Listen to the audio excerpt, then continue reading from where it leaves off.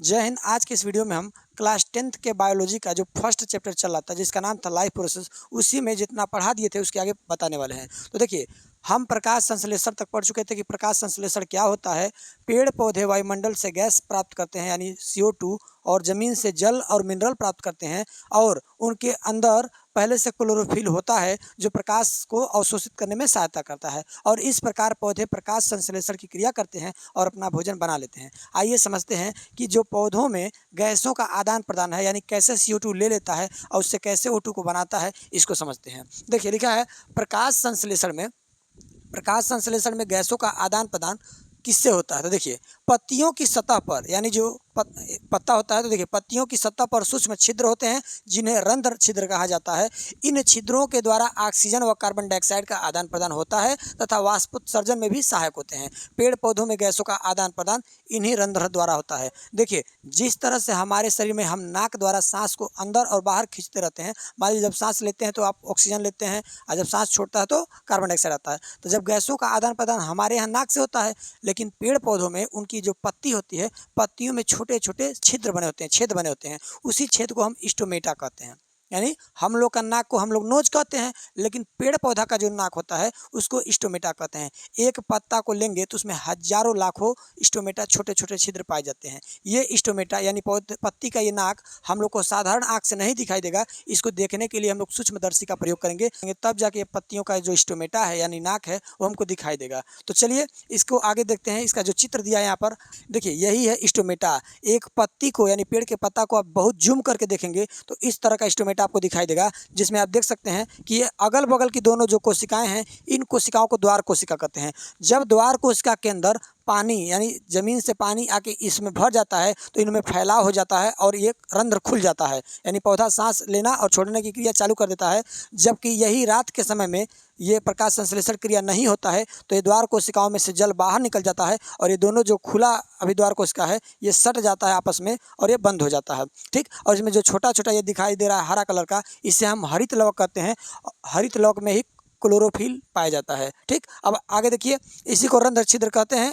इसी को, ये ओपन स्टोमेटा का रूप है। एक होता है क्लोज स्टोमेटा यानी बंद रंध्र रहता है, ये खुला रंध्र है, वो बंद रंध्र रहता है। उसमें क्या होता है, ये जो बीच में गैप है ये गैप खत्म हो जाता है। चलिए आगे पढ़ते हैं क्या लिखा है। आगे देखिए, इसमें लिखा है कि क्लोरोफिल, यानी जो अभी हरित लवक पढ़ रहे थे क्लोरोप्लास्ट के अंदर पाया जाता है क्लोरोफिल, और क्लोरोफिल की वजह से ही पत्तियां हरी कलर की होती हैं। अब देखिए, पर्ण हरित या क्लोरोफिल क्या होता है, तो लिखा है देखिए क्लोरोफिल के कार्य।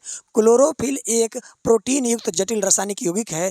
क्लोरोफिल के कारण ही पेड़ पौधे की पत्तियां हरे रंग की दिखती हैं। तो ये तो पहले से आपको बता दिया गया है कि अगर कोई भी आपसे पूछे कि ये बताइए पेड़ का जो पत्ता होता है वो हरे रंग का क्यों होता है, तो आप सीधा जवाब देंगे कि पेड़ पौधा का जो पत्ता होता है वो हरे रंग का इसलिए होता है क्योंकि उसके अंदर क्लोरोफिल पाया जाता है। ठीक ना, क्लोरोप्लास्ट के अंदर क्लोरोफिल पाया जाता है। अब इसमें देखिए आगे लिखा है कि पत्तियों की कोशिकाओं में हरे रंग के जो बिंदु हैं, यानी ये हरा हरा रंग का बिंदु है, इसे क्या कहते हैं, इसे कोशिकांग कहते हैं, जिन्हें हम क्लोरोप्लास्ट या हरित लवक कहते हैं। इसी क्लोरोप्लास्ट के अंदर ही क्या होता है, क्लोरोफिल होता है। क्लोरोफिल का काम ये होता है कि सूर्य से जो प्रकाश आ रहा है उस प्रकाश को अवशोषित यानी सोख लेना और सोख के प्रकाश संश्लेषण क्रिया में उसका इस्तेमाल करना, ये क्लोरोफिल का काम होता है। और क्लोरोफिल किस में होता है, क्लोरोप्लास्ट में होता है, जिसको हम हरित लवक कहते हैं। अब आगे देखिए, इसमें नोट में कुछ दिया है इंपॉर्टेंट बात। तो नोट में देखिए लिखा है, पेड़ पौधों को ऊर्जा के साथ साथ शरीर निर्माण के लिए अन्य कच्ची सामग्री की आवश्यकता होती है। स्थलीय पौधे जल के साथ साथ अन्य कच्ची सामग्री जैसे नाइट्रोजन हो गया, फास्फोरस, लोहा, मैग्नीशियम आदि खनिज पदार्थ मिट्टी से प्राप्त करते हैं। देखिए, पेड़ पौधा के बारे में यानी प्रकाश संश्लेषण में हम आपको पहले बता चुके हैं कि धरती के अंदर से यानी जमीन से पेड़ पौधा जल और मिनरल जैसे फास्फोरस हो गया और ये मैग्नीशियम हो गया, इस तरह के मिनरल जमीन से जल के साथ ही पौधे प्राप्त कर लेते हैं, और वायु से CO2 यानी कार्बन डाइऑक्साइड प्राप्त करते हैं, और सूर्य से उनका प्रकाश लेते हैं, और इन्हीं तीनों के सहायता से पौधे अपना भोजन बनाते हैं, और पौधे का भोजन बनाना ही प्रकाश संश्लेषण कहलाता है। अब इसमें आगे देखिए क्या लिखा है। देखिए आगे लिखा है कि रात में सूर्य के प्रकाश के अभाव में, यानी रात में सूर्य का प्रकाश तो रहता नहीं है, तो रात के में सूर्य का जो प्रकाश होता है वो नहीं होता है, इसलिए प्रकाश संश्लेषण की क्रिया नहीं हो पाती है। रात में प्रकाश संश्लेषण बंद हो जाने से श्वसन की क्रिया के लिए ऑक्सीजन लेते हैं। यानी पेड़ पौधे क्या करते हैं, पेड़ पौधों में भी एक खासियत है। देखिए, लोग कहते हैं कि रात में पेड़ के नीचे नहीं सोना चाहिए। अगर पेड़ के नीचे आप रात में सोए हैं तो आपका सांस फूलना चालू हो जाता है। आप सोचेंगे कैसे? तो कारण ये है कि रात में देखिए, दिन में क्या होता है, प्रकाश संश्लेषण की क्रिया होती है और पेड़ पौधे क्या करते हैं, ऑक्सीजन बनाते हैं और वायुमंडल में ऑक्सीजन छोड़ते हैं, तो पेड़ के नीचे अच्छा लगता है।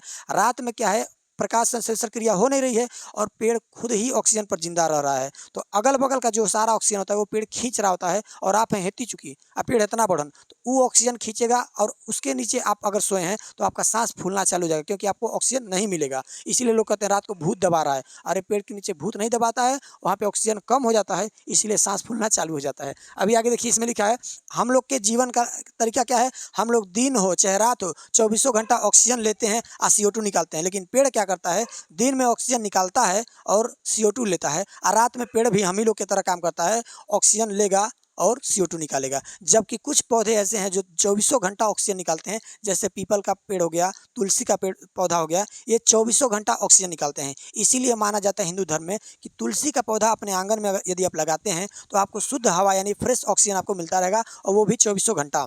समझ गए? तो इसमें यही लिखा है कि पेड़, अगर आप रात के समय पेड़ के नीचे सोते हैं तो कार्बन डाइऑक्साइड की वजह से व्यक्ति का दम घुटने लगता है, यानी सांस फूलने लगता है। इसलिए रात के समय पेड़ के नीचे नहीं सोना चाहिए। समझ गए? कोई भूत प्रेत वाला झमेला नहीं, मत समझे चुड़ैल दबा रही है। हाँ, रात में पेड़वा क्या करता है, वो खुद ऑक्सीजन लेता है। अब पेड़ को भी ऑक्सीजन चाहिए, आपको भी ऑक्सीजन चाहिए, ऑक्सीजन का कमी होने लगता है तो पेड़ तो अपना ऑक्सीजन ले लेता है, आप पड़ जाते हैं छोटा तो आपको ऑक्सीजन मिल ही नहीं पाता है, इसलिए सांस फूलना चालू हो जाता है। अगला हेडिंग है विषम पोषी पोषण। तो देखिए, पोषण में हम लोग 2 हेडिंग पढ़े थे, याद करिए।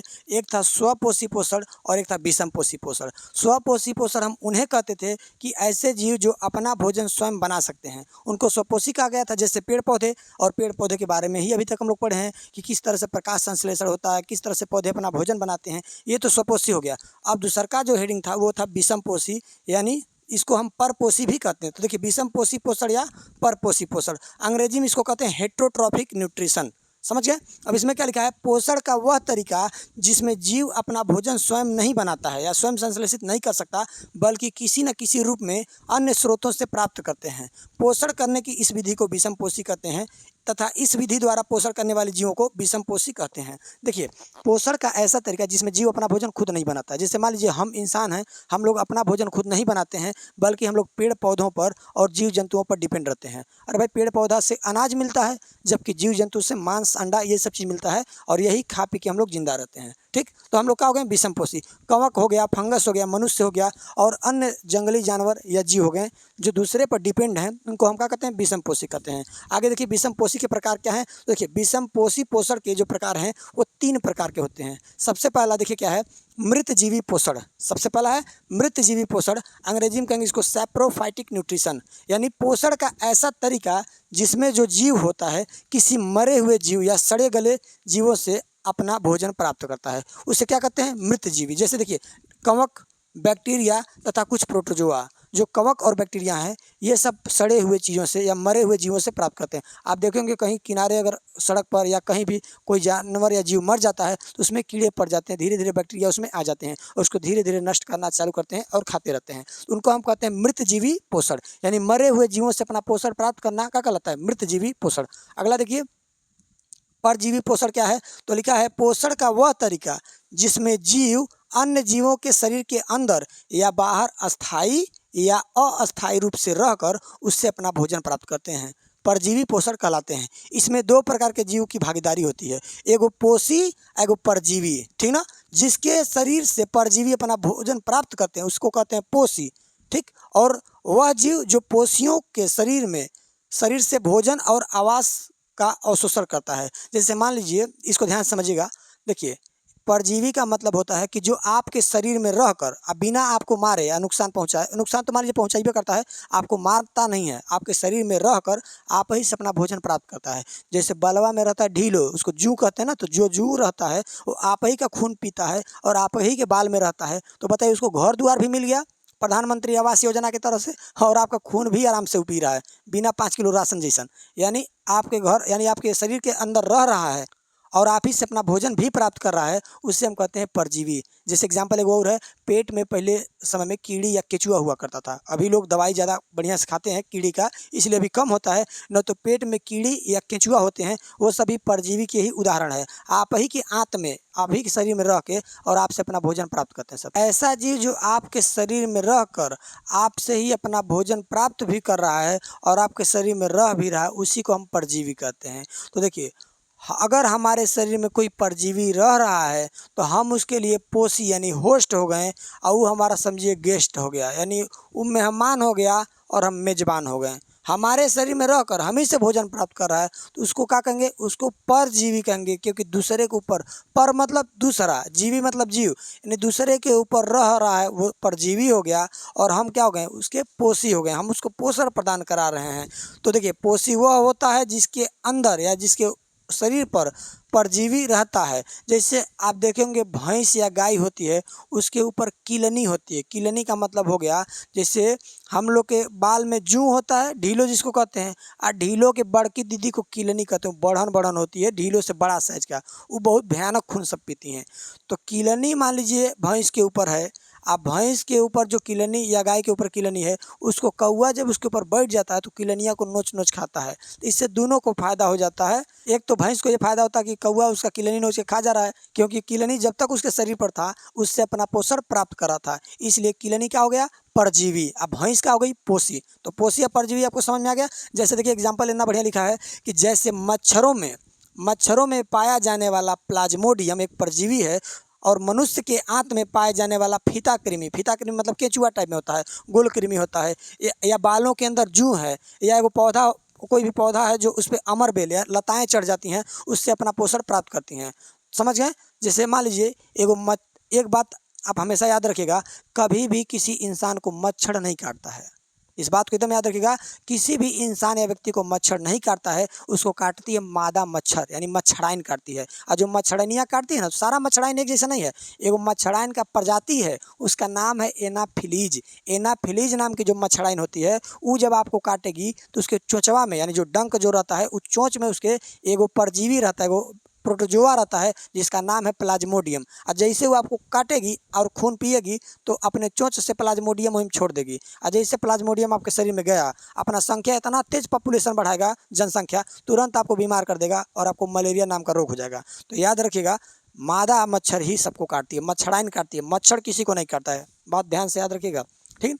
अब देखिए लिखा है प्राणी संपोषण। प्राणी संपोषण ये क्या है? तो देखिए लिखा है जीवों में पोषण की वह विधि जिसमें जीव अपना भोजन ठोस या तरल के रूप में ग्रहण करता है, प्राणी संपोषण कहलाता है, ठीक ना। इस पोषण में जीव जटिल कार्बनिक पदार्थों को अपने शरीर में, यानी देखिए ऐसा पोषण का ऐसा तरीका, प्राणी संपोषण में क्या आएगा? पोषण का ऐसा तरीका जिसमें जीव भोजन को चाहे ठोस हो चाहे तरल रूप में हो, पहले उसको मुंह के अंदर रखता है, उसको फिर खाता है, पचाता है, और पचाने के बाद जो खराब पदार्थ है उसका उत्सर्जन करता है। ऐसे जीव को हम क्या कहते हैं? ऐसे जीव को कहते हैं प्राणी संपोषण। इसको क्या कहते हैं? प्राणी संपोषण। अंग्रेजी में होलोजैक न्यूट्रिशन कहते हैं। जैसे लिखा है मनुष्य, अमीबा एवं सभी जानवर, सभी जो जीव जंतु हैं, अमीबा है, मनुष्य है, ये इसी यानी होलोजैक न्यूट्रिशन में रहते हैं, प्राणी संपोषण में रहते हैं। जैसे हम लोग भी क्या करते हैं? पहले भोजन को मुख में रखते हैं, भोजन को कूचते पीसते हैं, बाद में भोजन को अंदर ले जाते हैं, भोजन को पेट में पचाते हैं, और उसके बाद जो भी उसमें अच्छा चीज़ है उसको अवशोषित करते हैं, शरीर में पहुंचाते हैं, और जो भी खराब पदार्थ बच गया उसको बाहर निकालते हैं, यानी उत्सर्जन करते हैं। इस प्रकार के न्यूट्रिशन को यानी क्या कहते हैं? होलोजोइक न्यूट्रिशन यानी प्राणी संपोषण। अब देखिए ये भी 3 प्रकार का होता है। देखिए पहला है शाकाहारी, जिसको हर्बीवोरस कहते हैं। शाकाहारी का मतलब ऐसा कोई भी जीव जो केवल घास फूस खाए और कैसनो हालत हो जाए वो, या कितना भी भूखा रहे, वो मांस छुए नहीं, यानी मांस को नहीं खाएगा। वो चाहे भले भूखे मर जाएगा लेकिन मांस नहीं खाएगा, केवल घास फूस या हरी सब्जियां या पत्ती खा के जिंदा रहता है, उसको शाकाहारी कहते हैं। जैसे देखिए इसमें लिखा है गाय, भैंस, घोड़ा, बकरी, हिरण, भेड़, ये सब ऐसे जीव हैं, ये प्योर शाकाहारी हैं। सब हमेशा केवल घास फूस ये सब खाती हैं या पेड़ का पत्ता खाएंगे, सब इसको शाकाहारी कहते हैं। कौनों स्थिति में ये सब मांस नहीं खाएंगे। जबकि अगला जो हेडिंग है देखिए मांसाहारी, जिसको कार्निवोरस कहते हैं। मांसाहारी क्या है? तो देखिए इस प्रकार के जंतु दूसरे जंतुओं का शिकार करते हैं और फिर उनसे अपना भोजन यानी ग्रहण करते हैं। जैसे बाघ हो गया, लोमड़ी हो गई, ठीक ना, या सियार उयार हो गया, ये सब दूसरे जीवों का पहले शिकार करते हैं, उनको मारते हैं और फिर उनका मांस खाते हैं। यानी ऐसे जीव जो केवल मांस खाते हैं उनको हम मांसाहारी जीव कहते हैं। अब मांसाहारी में भी ये फिक्स है, वो कितनों भूख लग जाए उसको, वो बेचारा ये नहीं कि अब घास खाना चालू कर दे। अच्छा, एगो बहुत गजब बात है, जब कोरोना वायरस का समय आया था 2020 में, तो हम बैठ के जब देख रहे थे, एक कुत्ता था बेचारा, तो हमको ये लगता था कि कुत्ता मान लीजिए सर्वाहारी तो है बेचारा, लेकिन घास तो नहीं खाता होगा, मांस खा सकता है कुत्ता, रोटी वोटी खा लेता है, चावल खा लेता है। हम देखें वो कुत्ता बेचारा घास चर रहा था। हम कहते देखो बकरी से बेहतर हालत इसका हो गया है। इससे पता चला कि लॉकडाउन का असर इंसानों पर ही नहीं कुत्तों पर भी पड़ गया, बेचारा घास चर रहा था कुत्ता होके। अभी देखिए तेंदुआ है, बाघ है, चीता है, ये सारे कैसे हैं? मांसाहारी। मांसाहारी जानवर हर हाल में मांस ही खाएंगे, ठीक ना, घास नहीं खाएंगे। और शाकाहारी जानवर सीधा उल्टा, केवल घास खाएं। एक हाई स्कूल का लड़का था, नालायक बोल रहा था कि बकरी मांस खाती है। अब भाई वो देखा होगा तो पता चला होगा। हम तो उससे पूछे कि सच में अभी बकरी तुम्हारे घर है? तो कहा कि नहीं अभी सर हम उसको खा गए। तो बकरी को खुद खा गया, नहीं तो हम एक बार देखने जाते कि बकरी मांस कैसे खा सकती है। आप लोग को लगता है कि बकरी मांस खाती होगी? भाई हो सकता है उसकी बकरी दूसरे डिजाइन की रही हो। आगे देखिए सर्वाहारी क्या होता है, जिसको हम ओमनीवोरस कहते हैं। तो सर्वाहारी देखिए, सर्वाहारी दोनों के बीच का है। ई मांस भी खाएगा और घास फूस भी खाएगा। जैसे बिल्ली, बिल्ली को दूध पिलाए तब वो पिएगी, अब मछली खिलाए तब वो खाएगी, दोनों खाती है। इंसान शाकाहारी भोजन भी करता है, मांसाहारी भोजन करता है, ठीक। अच्छा, बहुत लोग कहते हैं, देखिए बहुत लोग ये कहते हैं कि हम लोग के अंदर ऐसा एक जो दांत दिखाई दे रहा है, इसको कैनाइन कहते हैं। कैनाइन का मतलब जो चुरैलिया हुआ दांत है। तो लोगों का ये कहना है, तर्क है कि हम इंसानों के अंदर कैनाइन पाया जाता है, जो मांस मछली के लिए ही उन जीवों में ही रहता है। तो ये गलत बात है। इंसान, अगर कहा जाए कि धरती का सबसे समझदार प्राणी इंसान है, पढ़े लिखे हैं। आप खुद सोचिए, क्या इंसान ये करना सही है कि हम किसी दूसरे जीव को मार के खाएं? हमारे जैसे हमारा पर्सनल ओपिनियन है कि ये बहुत ज़्यादा गलत बात है। आप ये बताइए कि एक इंसान का पेट आप दाल चावल खाएंगे तब वो भरेगा, आप मुर्गा या मछली खाएंगे तब वो भरेगा। तो आप खुद सोचिए, एक टाइम आप भोजन करने के लिए किसी जीव को इतना बेरहमी से आप मार देते हैं, आपको थोड़ा सा भी कष्ट नहीं होता है? आज जबकि अपने घर में माता का, भाई भैया का या बहन का एक उंगली भी कट जाए तो हालत ख़राब होने लगता है। लोग कहते हैं डॉक्टर के पास ले चलो, दवाई लगाओ। ये बताइए, अपने यहाँ उंगली कटना भी बुझा रहा है और दूसरे का ऐसे पकड़ के मुंडी हम रेत दे रहे हैं, काट दे रहे हैं, तो नहीं पता चल रहा है। कहने वाले तो इतना बेशर्म है, कहते हैं लोग कि वो तो काटने वाला काटता है ना, हम तो खाते हैं। अरे बेशर्म, जब तुम खाओगे नहीं तो काटने वाला काटेगा कैसे? तो हमारा जो पर्सनल ओपिनियन है, हमको ये लगता है कि इंसान का जो ये मन है ना, मन तो बजर थेथर है। तो मन को मनाइए और किसी बाकी जीव को जान बचाइए। किसी को ऐसे मार के मत खाइए, क्योंकि कहते हैं ना समय का पहिया बदलता रहता है, के जाने आप भी किसी के शिकार हो जाएं। इसीलिए दूसरे जीवों को मार के खाना बंद करिए। और ये जो सर्वाहारी है, हम लोग सर्वाहारी तो शुरू से ही हैं और अभी भी सर्वाहारी हैं, लेकिन कोशिश किया जाए कि किसी जीव की हत्या हम लोगों से न हो। अब आगे देखिए, अमीबा में पोषण। अमीबा में देखिए, सबसे पहले अमीबा किस तरह से भोजन करता है, उसके भोजन करने का तरीका क्या है, इसको हम पढ़ लेंगे। तब हम आएंगे मानव पर कि मानव भोजन कैसे करता है, उसके अंदर भोजन का पाचन कैसे होता है, एकदम डिटेल में। पहले पढ़ लेते हैं, अमीबा को निपटा देते हैं। अच्छा, अमीबा को निपटाने से पहले हम आपको एक बात बताते हैं। देखिए, ग्रंथ में, पुराणों में कहा गया है या बहुत जगहों पे कि जो जीव जन्म लिया है उसका मरना तय है। यानी जो जन्म लिया है वो कभी ना कभी तो मरेगा। लेकिन हम आपको एक बात बता दें, ऐसे कई जीव हैं जो धरती पर हैं और अमर हैं, वो कभी नहीं मरते हैं। आइए एग्जाम्पल देते हैं। सबसे पहला एग्जाम्पल अमीबा है। अमीबा का देखिए तरीका क्या है। ये बेचारा, मान लीजिए ये अमीबा है और इसके अंदर क्या है, एक न्यूक्लियस है, केंद्रक है। अमीबा है, केंद्रक है। अमीबा धीरे धीरे जब बेचारा बड़ा होता है तो इसका शरीर, मान लीजिए पहला स्टेप है, दूसरा स्टेप में ये ऐसे हो जाता है, मान लीजिए इस तरह से। इसका जो केंद्रक एट है वो दो केंद्रक में डिवाइड हो जाता है। और दो केंद्रक में जैसे डिवाइड हो गया, ये एक हिस्सा कोशिका का अलग हो गया और एक हिस्सा इसको इधर बन गया कोशिका का। यानी एक कोशिका था, बड़ा हुआ कोशिका, पहले कोशिका का अपना आकार बढ़ाया, आकार बढ़ाने के बाद केंद्रक को विभाजित किया और केंद्रक विभाजित होने के बाद कोशिका द्रव्य भी अलग अलग हो गया और दो कोशिका बन गया। तो ये बताइए, इसमें अमीबा मरा कहाँ? ये तो अभी भी जिंदा है। अब तो अभी बच्चा बन गया बेचारा, ठीक। तो कहने का मतलब कुछ जीव ऐसे हैं जो अमर हैं धरती पर, वो कभी नहीं मरते हैं। ये अलग बात, आप थेथराइज कर दें कि अब हम मार देंगे, आप तो केहू को मार सकते हैं। राक्षस हो गए हम लोग, इंसान का हो गया, राक्षस हो गया है। अभी इधर देखिए लिखा अमीबा में पोषण। अमीबा एक एक कोष की जीव है। अमीबा कैसा है, सिंगल सेल वाला जीव है, एक कोष की जीव है। और अमीबा में पोषण भी उसी तरह होता है जिस तरह इंसानों में।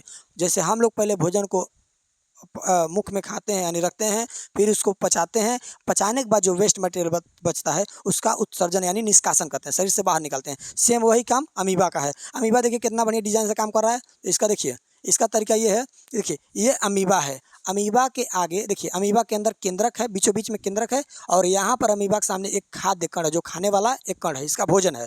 अमीबा अपने भोजन को जब देखता है तो पहली बात तो दुनिया का सबसे आसान चित्र अमीबा का है। कैसो टेढ़ मेढ़ घींच के लाग मिला देंगे, अमीबा बन जाएगा। तो अमीबा का साइज फिक्स नहीं है, क्योंकि ये अपना आकार बदलता रहता है, ठीक ना। तो ये बदलता रहता है, तो करता क्या है, देखिए अमीबा जब अपने भोजन को देखता है तो पहले भोजन के पास पहुंचता है किसी तरह से। अब पास पहुंचने पर एक नकली पैर बनाता है। ये जो है हाथ है ना, देखिए ये जबरदस्ती एक नकली इस तरह बनाता है, जिसको झूठा यानी कूटपाद कहते हैं, यानी नकली पैर बनाता है, और इसको भोजन को अपने पकड़ लेता है। बाद में उसी भोजन को अपने यानी चारों ओर से घेर लेता है, और इस खाली जगह को खाद्य रिक्तिका कहते हैं। इसमें भोजन को ला के बाद में भोजन का पाचन करता है, और जो कुछ भी उसके पचने के बाद बच जाता है उसका उत्सर्जन करता है। तो ये रहा अमीबा में भोजन। अमीबा में पोषण कैसे होता है, अमीबा पहले अपने भोजन को देखता है, और फिर धीरे धीरे भोजन के पास जाता है, नकली पैर बनाता है और उसको पकड़ लेता है, यानी बढ़िया से उसको अंदर ले लेता है अपने। और जो अंदर भोजन को रखा रहता है उसी जगह को हम खाद्य रिक्तिका कहते हैं। और खाद्य रिक्तिका के बाद वो अपने उस भोजन को खा के, और जो भी खराब पदार्थ यानी उत्सर्जन लायक पदार्थ है उसको अपने कोशिका की सतह से बाहर निकाल देता है। ठीक, अब ये हो गया। अब पढ़ते हैं हम लोग मनुष्यों में पोषण। अब पढ़ेंगे मनुष्य में पोषण कि मनुष्य भोजन कैसे करता है, मनुष्य का भोजन कैसे पचता है, क्या क्या होता है, उसको समझिएगा। उसको समझने से पहले एक बात समझिए, हम लोग के यहाँ लोग कहते हैं, जैसे जो गांव के लोग हैं थोड़ा कम जानते हैं बायोलॉजी वगैरह, वो लोग कहते हैं कि खाना जैसे मर्जी वैसे खा लो, पेटवा में एगो चक्की है जो इससे इससे चलता है चक्किया, और भोजन को पीस देता है। तो चलिए चेक करते हैं पेट में चक्की है कि चक्का है। अब देखिए, मनुष्य में पोषण, न्यूट्रिशन इन ह्यूमन, पेपर की बोर्ड के पेपर की दृष्टि से ये ज़्यादा थोड़ा महत्वपूर्ण हो जाता है, इसको ध्यान से समझिएगा। मनुष्य में पोषण यानी भोजन के पाचन से प्राप्त होता है। मनुष्य में जो पोषण होता है वो भोजन के पचने से प्राप्त होता है। मनुष्य में भोजन का पाचन आहार नली में होता है। ठीक, आहार नली मुंह से शुरू होता है और गुदा तक विस्तारित एक लंबी नलिका होती है। ठीक, और भोजन का पाचन इसी में होता है। देखिए, मनुष्यों में जो भोजन का पाचन होता है ये मुख से यानी मुंह से चालू होता है और गुदा द्वार तक यानी लास्ट में जाके खत्म होता है। और ये पूरा नली यहीं से ज्वाइंट है, बीच में कहीं ब्रेक नहीं है, यानी पूरा एक ही नली है। कम से कम इसका लगभग जो लंबाई है 32 फीट का है। 9 मीटर या 32 फीट लंबा आहार नली है। यानी मुंह से आप खाना खाना चालू करेंगे तो ये अंदर जाएगा, यानी एक भोजन नली होता है, भोजन नली में जाएगा। भोजन नली में जाने के बाद आमाशय यानी पेट में जाएगा। पेट में जाने के बाद छोटी आंत में जाएगा। छोटी आंत में जाने के बाद बड़ी आंत में जाएगा। और बड़ी आंत में जाने के बाद जो भी बचा रहता है उसको बाहर निकाल दिया जाता है। तो ये पूरा प्रक्रिया कैसे कैसे होता है, आइए एक एक करके पढ़ते हैं। ठीक, और भोजन सुनिए, भोजन जिस नली से जाता है उसी नली को हम आहार नली कहते हैं। तो आहार नाल का शुरुआत मुंह से होता है और खत्म गुदा द्वार तक यानी गुदा पे होता है। ठीक, अब देखिए इसमें आगे लिखा क्या है इसमें कि पोषण के लिए विभिन्न चरण। पोषण में कुछ चरण है, जैसे सबसे पहला क्या है, देखिए अंतर्ग्रहण, भोजन को मुख के अंदर रखना, ये अंतर्ग्रहण कहलाता है। और भोजन का जो पाचन क्रिया ना वो मुंह से ही चालू हो जाता है। जैसे आप भोजन को चबाएं और चबाना, उसको काट के चबाना चालू किए, भोजन का पाचन यहीं से चालू हो गया। तो सबसे पहले जो पाचन में चरण है, सबसे पहला स्टेप है वो क्या है, भोजन को मुंह के अंदर रखना। इसमें लिखा देखिए, भोजन को शरीर के भीतर अर्थात आहार नाल तक पहुंचाने की प्रक्रिया का कहलाती है अंतर्ग्रहण कहा जाता है। यह भोजन प्रक्रिया को प्रथम चरण है, यानी भोजन को मुंह में रखना और उसको चबाना, यहीं से भोजन का चालू होता है। इसको क्या कहते हैं, अंतर्ग्रहण। अंतर्ग्रहण के बाद दूसरा नंबर आता है पाचन, डाइजेशन यानी पाचन। पाचन में क्या है, देखिए जो कुछ भी आप खाए हैं, देखिए सबसे पहला काम आप भोजन को उठाएं, मान लीजिए रोटी सब्जी उठाएं, मुंह में रख के उसको काटें, काट के आप चबा रहे हैं, तो ये पहला प्रक्रिया हुआ अंतर्ग्रहण। उसके बाद वो भोजन नली से होता हुआ आपके आमाशय में जाएगा। आमाशय में जाके उसका खूब बढ़िया से पाचन होगा, उसको कहेंगे पाचन। अंतर्ग्रहण, पाचन। अब पाचन के बाद जाएगा वो छोटी आंत में, और छोटी आंत में उस भोजन से जो भी अच्छे यानी पोषक तत्व होते हैं वो सोख कर खून में मिला दिया जाता है, ताकि खून पूरा पोषक तत्व को शरीर के सभी अंग तक पहुंचा पाए। उसको हम क्या कहते हैं, उसको कहते हैं अवशोषण। अवशोषण होने के बाद जो कुछ भी खराब पदार्थ बचता है उसको शरीर से बाहर निकाला जाता है। तो देखिए इसमें अवशोषण में लिखा है कि भोजन के छोटे कण हो जाते हैं। कब? जब भोजन का पाचन हो जाता है तो भोजन के कण कैसे हो जाते हैं? छोटे। अब ये आंत यानी इंटेस्टाइन की दीवार से गुजरते हैं, गुजरते हुए किस में मिल जाते हैं? रक्त में मिल जाते हैं। इसी प्रक्रिया को हम अवशोषण कहते हैं। ये जो भोजन है प्रक्रिया, उसका तीसरा चरण है। चौथा क्या है? देखिए स्वांगीकरण। स्वांगीकरण में क्या है? अवशोषण जो हो गया वो सारा तत्व हर कोशिका तक पहुंचेगा, कोशिका उसका इस्तेमाल करेगा, उपयोग करेगा, और उसी को हम क्या कहते हैं? स्वांगीकरण। और स्वांगीकरण के बाद आता है बहिक्षेपण, इजेशन। यानी जो खराब पदार्थ बच गया, अरे थोड़ी ना एक थरिया खाना लेके बैठे तो सब खा गए और सब बच गया, कुछ तो बाहर जाएगा। तो जो खराब पदार्थ होता है उतना ही बाहर जाता है, उसको हम इजेशन कहते हैं। यानी आवश्यक तत्वों का अवशोषण के बाद भी जो शेष तत्व यानी शेष पदार्थ बच जाता है, अपच भोजन, उसी को बाहर निकालना क्या कहलाता है? बहिक्षेपण या उत्सर्जन कहलाता है। अब आगे देखिए लिखा है पाचन। यानी 5 स्टेप पढ़े थे ना, पाचन, उसके बाद पाचन नहीं, सबसे पहले अंतर्ग्रहण, पाचन, उसके बाद अवशोषण, स्वांगीकरण, बहिक्षेपण। यानी भोजन को उठा के मुख में रख लिए और कूच पीस रहे हैं, अंतर्ग्रहण। भोजन नली से गया आमाशय में, आमाशय में क्या हुआ? पाचन। आ पचने के बाद गया छोटी आंत में, उसमें क्या होगा? अवशोषण, सोखा जाएगा और सोख के खून में मिला दिया जाएगा और खूनवा उस पोषक तत्व को लेके सभी कोशिकाओं में जाके बांट जाएगा। लो भोजन आ गया, भोजन आ गया, सबको बांट देगा। उसको कहेंगे स्वांगीकरण, ठीक। और लास्ट में जो खराब पदार्थ बचता है उसको बाहर निकालना इजेशन, बहिक्षेपण कहलाता है। और अब पाचन को डिटेल में पढ़ते हैं। तो देखिए लिखा है पाचन एक भौतिक रासायनिक प्रक्रिया है। भौतिक रासायनिक क्या है? देखिए ये तो फिजिकल और केमिकल दोनों है। आप भोजन को चबा रहे हैं तो चबाना फिजिकल हो गया, और आपके मुंह में जो लार है वो भोजन जे बार आप चबाएंगे या जीभिया से उल्टेंगे पलटेंगे, ये लार उस भोजनवा में मिक्स होगा। तो ये लार में केमिकल है। आपको लगता है खाली पानी है, ये पानी नहीं है। इसी में टाइलिन, डाइस्टेज और लाइसोजाइम, इस तरह के एंजाइम इसमें रहते हैं। तो देखिए लिखा है पाचन एक भौतिक रासायनिक प्रक्रिया है जिसमें जटिल कार्बनिक पदार्थ यानी कार्बनिक यौगिक को सरल पदार्थों में तोड़ना पाचन कहलाता है। पाचन का जो मुख्य कार्य है वो भोजन से ऊर्जा का प्राप्त करना है। अब आप बताइए, देखिए भोजन क्या है? देखिए हमारा जो पूरा शरीर है वो बहुत छोटी छोटी कोशिकाओं से बना है। अभी बताइए कोशिका इतना छोटा कि आँख से दिखाइए नहीं दे रहा है, और रोटी का टुकड़ा, रोटी इतना बढ़न के। अब हेतहत के रोटी से हमको पोषण प्राप्त करना है, कौन बनाएगा पोषण यानी ऊर्जा? कौन बनाता है? कोशिका। अब इतना बड़ा रोटी को डायरेक्ट कोशिका तो दे नहीं सकते हैं, क्योंकि रोटी इतना बड़ा दिखाई दे रहा है और कोशिका इतना छोटा कि दिखाइए नहीं दे रहा है।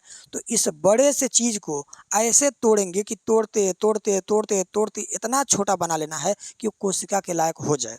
तो करते क्या है? सबसे पहले पूरा भगवान इसीलिए सिस्टम लगा दिए हैं, आधा कुचाई पिसाई मुँह में, बाकी कुचाई पिसाई पेट में, और उसके बाद क्या हो गया? उसके बाद खून द्वारा उसको अवशोषित किया जाता है और सभी कोशिकाओं में पहुंचाया जाता है। यानी भोजन यानी रोटी के टुकड़ा, इतना बड़ा रोटी से कोशिका के आकार लायक करना क्या कहलाता है? उसी को हम कह सकते हैं पूरा पाचन तंत्र काम करता है इसी के लिए। जैसे बात समझिएगा, अगर बहुत छोटा बच्चा है, 6 महीना का, 1 साल का है, मान लीजिए 6 महीना तो ज़्यादा छोटा होगा, 1 साल का बच्चा है, तो आप देखे होंगे कि उस बच्चा को डायरेक्ट रोटी वोटी नहीं खिलाते हैं। रोटी के ऊपर का जो पतला सा छिलका होता है उसको लेके दाल में डुबा के या जो दूध है उसमें डुबा के उस बच्चे को खिलाया जाता है, क्योंकि वो नरम होता है, बच्चा आसानी से खा सकता है। अब उतना छोटा लड़का को लिट्टी, एकदम टाइट लिट्टी ठूस दीजिए मुँह में तो मर ही जाएगा बेचारा। बताइए लिट्टी खा पाएगा? उसका दांत रहबे नहीं करता है, जबकि नरम चीज़ खा सकता है। उसी तरह से हमारी कोशिकाओं का आकार बहुत छोटा है और रोटी का टुकड़ा, चावल है या कोई भी चीज़ है वो बड़ा है। उसको उतना बड़े से तोड़ते तोड़ते तोड़ते छोटा बना देना कोशिका के लायक, यही पाचन है। असल में कहेंगे तो यही पाचन है, और इसीलिए पूरा पाचन तंत्र लगाया गया है कि बड़हन का भोजन को तोड़ के कोशिका के लायक बना देना, यही पाचन है। अब इसमें देखिए क्या लिखा है? पाचन का मुख्य कार्य क्या है? भोजन से ऊर्जा प्राप्त करना। अब देखिए लिखा है भोजन में उपस्थित जल, विटामिन तथा खनिज लवण का पाचन नहीं होता है। अभी बताइए जल पहले से ही बहुत छोटे अणु में है, यानी बहुत छोटा है, उसका पाचन नहीं होता है। तो देखिए कुछ कुछ चीज़ों का पाचन नहीं होता, जैसे विटामिन का, क्योंकि पहले से छोटा है उसका पाचन नहीं होगा, ठीक। और जल का पाचन नहीं होगा। खनिज जो आप ज़मीन से पाते हैं, ज़मीन से या भोजन में, उनका पाचन नहीं होता, क्योंकि ये पहले से क्या होते हैं, छोटे टुकड़ों में होते हैं। अब लिखा है भोजन में उपस्थित, देखिए भोजन में जो कार्बोहाइड्रेट है, वसा है, प्रोटीन है, इन सब का पाचन होता है, क्योंकि ये टुकड़ों में अभी छोटे नहीं होते, ये बड़े होते हैं और इनको तोड़ तोड़ के छोटा बना के तब इनको कोशिका के लायक बनाया जाता है, क्योंकि इनका पाचन होता है। अब देखिए लिखा है मनुष्य का पाचन तंत्र, यानी इंसान का पाचन तंत्र कैसा होता है इसको समझिए। लिखा है मनुष्य में पाचन क्रिया में जो अंग भाग लेते हैं मिलकर पाचन तंत्र का निर्माण करते हैं। जैसे मान लीजिए मुख है, यानी मुंह है, ये भी पाचन तंत्र का अंग है। पेट है, भोजन नली है, और कह सकते हैं छोटी आंत है, बड़ी आंत है। यानी मनुष्य के भोजन के पचाने में जो भी अंग भाग लेते हैं वो सारा मिलकर क्या कहलाते हैं, पाचन तंत्र कहलाते हैं। पाचन तंत्र दो भागों से मिलकर बना होता है। आहार नाल, यानी जिस नली से आपका भोजन गुजरता हुआ जा रहा है उसको आहार नाल कहते हैं। तो आहार नाल से और पाचक ग्रंथियां से, केवल ये नहीं है कि आप तनी सा मुंह में कुछ दिए भोजन को, आप पेट में पहुंच गया तो पाचन हो गया, ऐसा नहीं होता है। कुछ रस निकलता है, पाचक रस निकलते हैं, कुछ एंजाइम निकलते हैं जो भोजन को पचाने में बहुत ज़्यादा भूमिका निभाते हैं। चलिए इनको पढ़ते हैं। तो देखिए लिखा है जो पाचन तंत्र है इसको देखिए, डाइजेशन सिस्टम को, तो इसमें देखिए पाचन तंत्र है, डाइजेस्टिव जो सिस्टम है वो दो चीज़ों से मिलकर बना है। पहला क्या है, आहार नाल, एलिमेंट्री कैनाल, यानी मुंह से लेके गुदा तक जो नली गई है उसको क्या कहते हैं, इसको कहते हैं आहार नाल। ये बीच में कहीं ये जुड़ा, ये टूटा नहीं है, यानी भोजन जब यहाँ से चालू होगा ना तो घूमते फिरते लास्ट गुदा तक जाएगा। ये नली, ये नहीं कि ये हाईवे चल रहा है, हाईवे से वो कच्ची सड़क कहीं निकला है, ये सिंगल लेंथ है, एक ही लेंथ है, बीच में डबल लेंथ नहीं हुआ है, आना कहीं मुड़ा उड़ा है। मुड़ा मतलब ये सीधा ही आपको जाना पड़ेगा, और ये इसी को आहार नाल कहते हैं। ये मुख से चालू होता है और गुदा तक जाता है। लिखा है पाचन के समय, यानी पाचन समय भोजन आहार नाल में ही रहता है, जब तक पाचन होगा आहार नाल में रहेगा। और आहार नाल की जो लंबाई है वो 32 फीट है, यानी लगभग 9 मीटर के आसपास है, यानी फीट में 32 फीट है। पाचक ग्रंथि क्या है, यानी शरीर के अंदर ऐसी ग्रंथियां जो भोजन को पचाने के लिए अलग अलग प्रकार के रस का या एंजाइमों का बाहर निकालती हैं, उनको हम पाचन ग्रंथि कहते हैं, ठीक ना। जैसे देखिए आहार नाल का भाग क्या है, सबसे पहले मुख गुहा, भोजन को किस में खाते हैं, मुख गुहा में। उसके बाद क्या है, ग्रास नली, यानी भोजन जिस नली से, देखिए मुँह में जितना कुचना पिसना था आप भोजन को चबा लिए, अब जितना चबा लिए हैं अब यही भोजन अब जब अंदर जाता है तो भोजन नली से होता हुआ जाता है और तब पहुंचता है अमाशय में। तो सबसे पहला क्या है, मुख गुहा, यानी मुंह। अगुहा का मतलब क्या होता है, खाली जगह, आपके मुंह में खाली जगह होता है। नहीं विश्वास है तो बारात में जब जाते हैं ना, तो अगर मान लीजिए बारात में आप गए हैं तो लड़का सब एक नंबर काम करते हैं बारात में, लड़की सबका तो बुद्धि उद्धि होता नहीं है, लड़का सब एक नंबर काम करते हैं। जैसे मान लीजिए कोई मिठाई उठाई लेके आ गया, कहा बाबू पानी पिए हैं, लड़का कहेगा नहीं, तो क्या करेगा, तुरंत एक प्लेट लेके नमकीन नमकीन थोड़ा बहुत खाएगा फेंक देगा, और लालमोहन या रसगुल्ला लेके मुँह में धोलेगा, तब तक पता चला फिर पानी आ रहा, तो मुँह में लालमोहन ढक के तुरंत कहते हैं बाबू पानी पिए, हम मुँह में भरा हाथ लबोकेगा लाई उसको एक मुँह में है, एक प्लेट फिर पा गया, दबा के आराम से इसको खाएगा, फिर जो नया मिला उसको खाएगा। तो यानी मुंह में खाली जगह है तभी ना रसगुल्ला रखा था, उसी खाली जगह को गुहा कहते हैं। मुख में खाली जगह है तो मुख गुहा, पेट में खाली जगह है तो उदर गुहा, सीना में खाली जगह है तो वक्ष गुहा। इस तरह से गुहा का मतलब खाली जगह। तो मुख गुहा पहला भाग है आहार नाल का, दूसरा का ग्रास नली, जिस नली से भोजन जा रहा है। उसके बाद पेट, अमाशय, अमाशय को पेट कहते हैं, अमाशय। उसके बाद छोटी आंत, और उसके बाद बड़ी आंत, और लास्ट में गुदा, जिस रास्ते जो मल होता है वो शरीर से बाहर निकलता है उसको गुदा कहते हैं। अब पाचन ग्रंथि क्या है, तो सबसे पहला है लार ग्रंथि, यानी जो आपके मुख में लार बन रहा है। एक मनुष्य के मुंह में एक दिन में 1.5 लीटर लार बनता है, यानी 1 से 1.5 लीटर लार आपके मुंह में बनता है जो भी पानी है, और ये डिपेंड करता है कब कितना बनना है। अच्छा, बहुत छोट बच्चा सब रहते हैं, छोटे बच्चों में लार बहुत ज़्यादा बनता है, क्योंकि लार के अंदर एक ऐसा एंजाइम पाया जाता है जिसको हम कहते हैं लाइसोजाइम। ये कीटाणुओं को मारने का काम करता है। जैसे मान लीजिए भोजन वोजन आपको करना है, तो मान लीजिए भोजन कर रहे हैं, हाथ धोए हैं कि नहीं धोए हैं, भोजन कर लिए, तो हल्का फुल्का कीटाणु को आपके लार के अंदर का लाइसोजाइम ही मार के ख़त्म कर देता है। गाँव में प्रसादी उरसादी बढ़ता है, कहीं कहीं स्थान पर तो आदमी क्या करता है, हाथ ऐसे पोंछ के आके दे दीजिए, और लेके खा जाएगा। इहो नहीं देखेगा हाथ में बैक्टीरिया है कि नहीं, कीटाणु बाहर में जाए बैक्टीरिया कीटाणु, पहले खाने से मतलब है, खा लिया। तो हमारे मुंह के अंदर जो लार है उसमें लाइसोजाइम होता है, और लाइसोजाइम आप कुछ भी खाते हैं उसको मार के ख़त्म कर देता है। तो इसीलिए छोटका बच्चा जौने पाता तौने मुँह में रख लेता है। इसीलिए भगवान ऐसा डिजाइन बनाए हैं कि छोटका बचवा में लार ज़्यादा बनता है। इसीलिए उसकी मम्मी में लोग लड़चुअनी बांध देती हैं, ऐसे रुमाल एठो बांध देंगी, आज जितना लार चुएगा सब वही पे चुएगा। अब बड़हनको में कम नहीं, सब तकिया पे सोए हैं सब, अब पूरा लार चू रहा है, पूरा तकिया सबका खराब हो जाता है, बड़े लोगों में भी दिक्कत हो जाता है। तो मनुष्य के मुख में एक दिन में लगभग 1.5 लीटर लार बनता है। ठीक, तो देखिए मुख गुहा मुंह हो गया, समझ गए। ग्रास नली जो भोजन नली है, अमाशय पेट होता है, छोटी आंत बड़ी आंत बता दिए। अब इसमें लार ग्रंथि पढ़ रहे थे हम लोग, लार ग्रंथि बता दिए कि मुख में 3 जोड़ी लार ग्रंथि पाई जाती है। जो मुंह है उसमें 3 जोड़ी लार ग्रंथि पाई जाती है। ठीक, और तीनों का नाम क्या है? सबलिंगुअल, सब मैंडिबुलर और पैरोटिड। ये तीनों नाम जो बताया ना जोड़ा में है। पैरोटिड 2 ठो, सबलिंगुअल 2 ठो, सब मैंडिबुलर 2 ठो, यानी संख्या में 6 गो लार ग्रंथि, संख्या में 6 गो और जोड़ी में 3 गो। अब इधर देखिए, तो लार ग्रंथि हो गया। यकृत, यकृत का मतलब होता है, इसको लीवर कहते हैं, अंग्रेजी में यकृत को क्या कहते हैं? लीवर कहते हैं। देखिए इसको, रुकिए तो कट गया। देखिए यकृत को अंग्रेजी में लीवर कहते हैं। तो लीवर भी एक तरह की ग्रंथि है, शरीर की सबसे बड़ी ग्रंथि को हम लीवर कहते हैं, यकृत कहते हैं, ठीक ना। और इसमें सबसे खास बात क्या है? कोशिका विभाजन लीवर में बहुत तेज होता है। मान लीजिए कोनो व्यक्ति, आप दौड़ते हुए कोई आ रहा है, चाकू लेके एकदम खूब गुस्सा में, आप कहिए रुक रुक रुक, तुरंत चाकू मत मार, यहाँ पे लीवर है, यहाँ पे चाकू मार। जैसे यहाँ पे चाकू मार देगा, उस चाकू वैसे पकड़ के आप डॉक्टर के पास जाइए, और डॉक्टर उस चाकू को निकाल के आप मरहम पट्टी करके किनारे कर देगा, आराम से टाका उका चला के, और घाव बहुत जल्दी भर जाएगा। क्योंकि जिस अंग में कोश का विभाजन तेज होता है वहाँ घाव बहुत जल्दी ठीक होता है, और जहाँ कोश का विभाजन बहुत धीरे धीरे होता है वहाँ घाव बहुत लेट ठीक होता है। इसलिए पुलिस वाले, ट्रैफिक वाले बार बार कहते हैं हेलमेट लगाइए, हेलमेट लगाइए। लेकिन आजकल का सब हेलमेट बिना चलना पसंद करते हैं सब। ऐसा ऐसा लड़का का हम देखे हैं, हाथ में हेलमेट टांग के चल रहा, चलान कट गया 2000 1000। बताइए, हथवा में टांगे हो तो सर में पहनने में कौन शर्म है? हेलमेट पहन के चलना बहुत जरूरी, क्योंकि कोश जो मस्तिष्क है उसमें न्यूरॉन सेल यानी तंत्रिका कोशिका से बना होता है, और तंत्रिका कोशिका में विभाजन नहीं होता है। चोट लगा तो आप भी पार घाट लग गए। इसलिए तो देखिए, लीवर में कोशिका विभाजन बहुत तेज होता है, और लीवर भी एक ग्रंथि होती है, शरीर की सबसे बड़ी ग्रंथि लीवर है। आगे देखिए तीसरा का जठर ग्रंथि, जठर ग्रंथि से जठर रस निकलता है, जठर मतलब पाचक रस समझ लीजिए। और चौथा नंबर है पित्ताशय। अब पित्ताशय के बाद क्या होता है? अग्नाशय। पित्ताशय के बाद क्या है? अग्नाशय। ये ग्रंथियां हैं और आहार नाल के ये भाग हैं। चलिए अब इन दोनों को मिक्स करते हुए ये पढ़ते चलते हैं कि कहाँ कहाँ भोजन कैसे कैसे पाचन होता है। तो सबसे पहले देखिए, ये मनुष्य का चित्र है, और यहाँ पर देखेंगे इसका मुख है, मुँह है। तो यहाँ मुख गुहा हो गया, जहाँ पे जीभ है।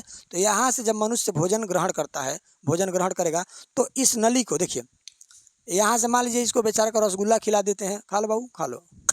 तो मान लीजिए बाबू रसगुल्ला खाया, अब बाबू रसगुल्ला को खाने के बाद कूच पीस के कहाँ भेजा? इसमें भेजा। इसको कहते हैं भोजन नली, चाहे आप भोजन नली कहिए, अच्छा इसी को क्या कहेंगे? ग्रसिका। चाहे भोजन नली कहेंगे, अच्छा है ग्रसिका कहेंगे। तो भोजन नली से जब मुंह में भोजन को कूच पीस लिया जाता है, तो वही भोजन का टुकड़ा कहाँ पे आता है? यहाँ पे। इसी को हम कहते हैं अमाशय।